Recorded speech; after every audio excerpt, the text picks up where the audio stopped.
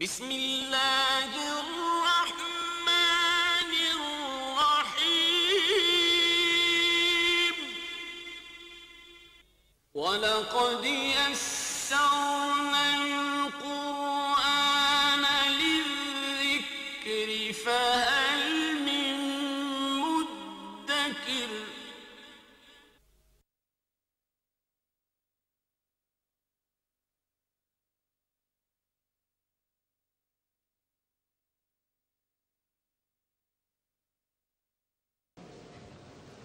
اعوذ باللہ من الشیطان الرجیم بسم اللہ الرحمن الرحیم وَإِذْ قَالَ مُوسَى لِفَتَاهُ لَا أَبْرَحُ حَتَّى أَبْلُغَ مَجْمَعَ الْبَحْرَيْنِ أَوْ أَمْضِيَ حُقُبًا فَلَمَّا بَلَغَا مَجْمَعَ بَيْنِهِمَا نَسِيَا حُوتَهُمَا فَاتَّخَذَ سَبِيلَهُ فِي الْبَحْرِ سَرَبًا صدق اللہ العظیم رب اشرح لي صدری ویسر لي امری واحلل عقدۃ من لسانی یفقہوا قولی۔ حضرت موسیٰ علیہ السلام کا یہ واقعہ قرآن مجید میں یہاں پر جو نقل ہوا ہے، اس کے بارے میں اگرچہ اس میں اختلاف ہے کہ حضرت موسیٰ کا یہ کس دور میں ہوا، مصر میں ہوا یا صحرائے سینا میں جب تھے اس وقت ہوا، کس علاقے کا یہ واقعہ ہے جہاں جانے کا حکم ہوا، لیکن غالب رائے یہ ہے کہ یہ جب آپ مصر میں مقیم تھے اور سختیاں جھیل رہے تھے، خود حضرت موسیٰ بھی اور آپ کے ساتھی بنی اسرائیلی، فرعون کی اور آل فرعون کی سختیاں، اس وقت اللہ تعالیٰ نے حضرت موسیٰ کو یہ تجربہ کرایا۔ ایک روایت کے مطابق حدیث میں الفاظ ہیں کہ کسی نے سوال کیا حضرت موسیٰ سے کہ اس وقت زمین پر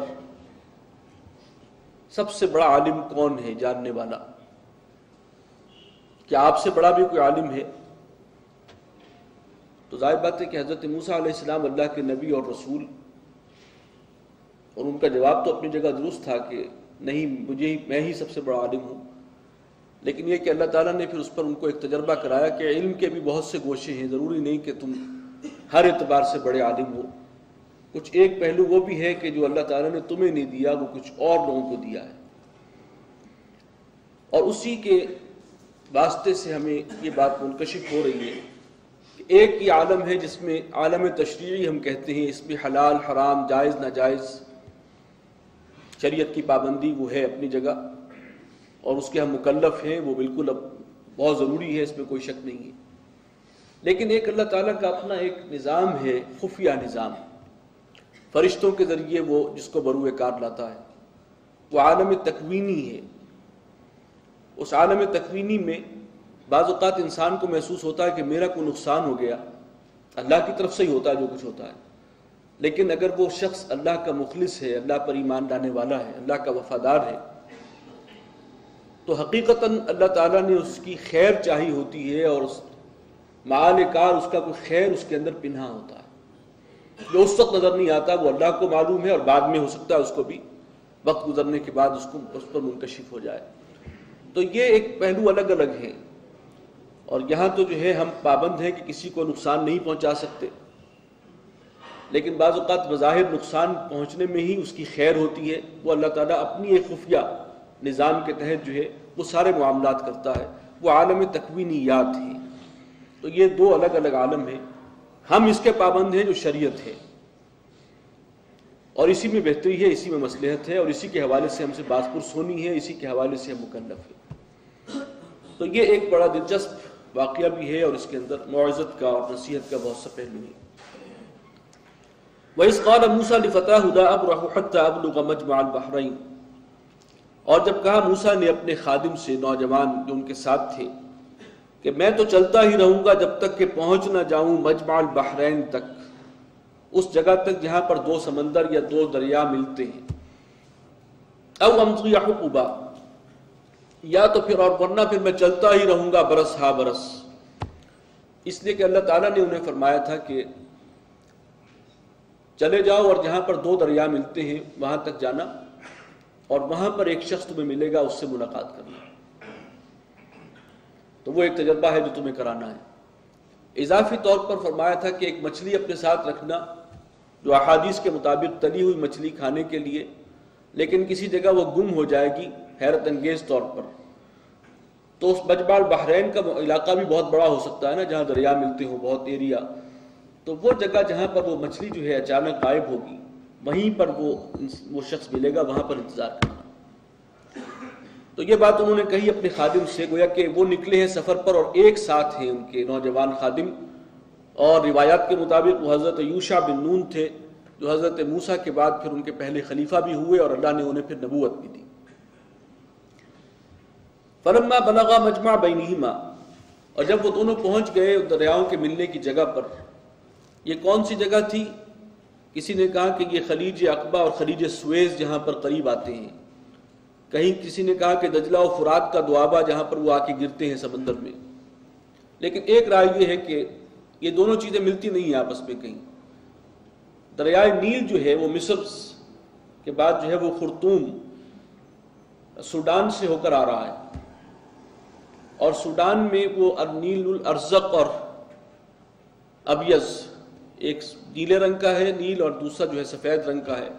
یہ دو ہیں پہاڑیاں جو آ کر ملتی ہیں سوڈان کا جو کیپٹل ہے خرطوم اس کے پاس، کہ وہاں جانے کا حکم ہوا تھا۔ چنانچہ بہرحال وہ اپنی اس جگہ پر جب پہنچے ہیں، نسیا حوتہما، وہ دونوں غافل ہو گئے، بھول گئے اس مچھلی کو، فاتخذ سبیلہ فی البحر سربا، اور اس نے راستہ نکال دیا سمندر میں ایک سرنگ بنا کر۔ فلما جاوزا، اب اس مقام سے جب آگے بڑھے، قال لفتاہ آتنا غداءنا، تو حضرت موسیٰ نے کہا اپنے ساتھی سے کہ وہ ذرا ہمارا ناشتہ تو لے کر آؤ، لقد لقینا من سفرنا ھذا نصبا، اس سفر نے تو ہمیں بہت تھکا دیا ہے، بہت مشقت میں مبتلا کر دیا ہے۔ اس میں بھی مفسرین کہتے ہیں کہ چونکہ اصل مقام تک وہ جا کر آگے گزر آئے تھے، اب تھکن کا احساس ان پر زیادہ غالب ہوا، ورنہ اس سے پہلے تو وہ بڑے فریش تھے۔ قال ارأيت إذ أوينا إلى الصخرة، اب اسے یاد آیا ان خادم کو، وہ کہنے لگے کہ کیا آپ نے غور نہیں کیا کہ جس جگہ ہم پیچھے رکے تھے وہ چٹان کے پاس ہم نے پناہ لی تھی، فإني نسيت الحوت، تو میں بھول گیا تھا مچھلی کو، میں اس پر نظر نہیں رکھ سکا، اس کا خیال نہیں کر سکا، وما أنسانيه إلا الشيطان أن أذكره، اور مجھے نہیں بھلایا مگر شیطان نے اس بات سے کہ میں آپ سے اس کا ذکر کرتا یا اس کا دھیان رکھتا، یہ دونوں ترجمے ہو سکتے ہیں، یعنی وہاں مجھے ذکر کرنا چاہیے تھا آپ سے کہ وہ مچھلی جو ہے اچانک غائب ہوئی ہے، وہ میں بھول گیا آپ کو بتانا۔ وَاتَّخَذَ سَبِيلَهُ فِي الْبَحْرِ عَجَبًا، اور اس نے بڑے عجیب طریقے سے راستہ بنایا سمندر کے اندر۔ قَالَ ذَلِكَ مَا كُنَّا نَبْغِ، فرمایا کہ وہی تو جگہ تھی جس کے ہم متلاشی تھے۔ فَارْتَدَّ عَلَىٰ آثَارِهِمَا قَصَصًا، بس وہ اپنے نقش قدم دیکھتے ہوئے واپس پلٹے، کیونکہ اب وہیں پر جانا ہے جہاں پہلے انہوں نے پڑاؤ کیا تھا۔ فَوَجَدَا عَبْدًا مِّنْ عِبَادِنَا، تو ان دونوں نے پایا وہاں پر ہمارے ایک بندے کو، آتَيْنَاهُ رَحْمَةً مِّنْ عِنْدِنَا، جسے ہم نے خاص اپنے پاس سے رحمت سے نوازا تھا، وَعَلَّمْنَاهُ مِن لَّدُنَّا عِلْمًا، اور خاص اپنے پاس سے اسے علم عطا کیا تھا، جسے ہمارے دین کی اصطلاح میں کہا جاتا ہے علم لدنی، وہبی علم، جو اللہ کی طرف سے براہ راست کسی کو عطا ہو جائے، اس کے اندر سیکھنے سکھانے کے یہ جو محسوس ذرائع ہیں ان کا بیچ میں استعمال نہیں ہوتا، اللہ تعالیٰ ہی اپنی طرف سے عطا کر دیتا ہے، یہ علم لدنی کہلاتا۔ تو ہم نے اس کو وہ علم دیا ہے اور خاص اپنی رحمت سے نوازا ہے، اور تقریباً اجماع ہے اس بات پر کہ حضرت خضر علیہ السلام تھے جن سے ملاقات ہوئی۔ ایک رائے یہ ہے کہ حضرت الیاس تھے، لیکن تاریخی طور پر حضرت الیاس جو ہیں وہ کئی سو سال بعد ہیں حضرت موسیٰ کے، وہ کنٹمپریریز میں سے نہیں ہیں، ہم عصر نہیں۔ قال له موسیٰ هل اتبعك على ان تعلمني مما علمت رشدا، اب موسیٰ نے کہا ان سے علیہ السلام کہ کیا میں تمہارے ساتھ رہ سکتا ہوں اس شرط پر کہ جو علم تمہیں عطا ہوا ہے اس میں سے کچھ مجھے بھی سکھا دو، کیونکہ اللہ نے مجھے بھیجا ہے، کوئی خاص علم تمہارے پاس ہے، میں بھی سیکھنا چاہتا ہوں، تو کیا میں ساتھ رہ سکتا ہوں؟